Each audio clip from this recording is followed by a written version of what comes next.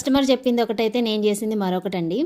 ఇంతకీ ఏంటంటే నేను ఒక లైనింగ్ బ్లౌజ్ అయితే స్టిచ్ చేశాను. కస్టమర్ ఈ బ్లౌజ్కి వచ్చేసి పోట్లీ బటన్స్ పెట్టేసి ఎల్బో వరకు హ్యాండ్స్ పెట్టి చిన్న పఫ్ పెట్టేసి స్టిచ్ చేయమన్నారు. కాకపోతే ఈ శారీలో వచ్చిన బార్డర్ హ్యాండ్స్కి ఈ విధంగా వచ్చిందండి.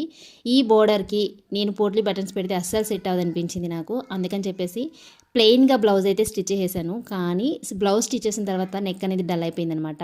సో నేను యూట్యూబ్ చూసినప్పుడు ఈ పూసలు స్టిచ్చింగ్ వీడియో అయితే చూశానండి. అవి ఇలా స్టిచ్ చేస్తే నాకు ఎందుకో లుక్ అనేది బాగుంటుంది అనిపించి ఒకసారి ఇలా ట్రై చేసామన్నమాట. చూడండి ఎంత నీట్గా వచ్చిందో ఫినిషింగ్ అనేది. ఈ డిజైన్ చేసిన తర్వాత బ్లౌజ్ లుక్కే మారిపోయిందండి. హ్యాంగింగ్స్ కూడా ఈ విధంగా స్టిచ్ చేసాము పూసలు అనేవి. చాలా తక్కువ ఖర్చుతో బ్లౌజ్కి నెక్ లుక్ అనేది మారిపోయిందండి. నిజంగా చాలా బాగుంది.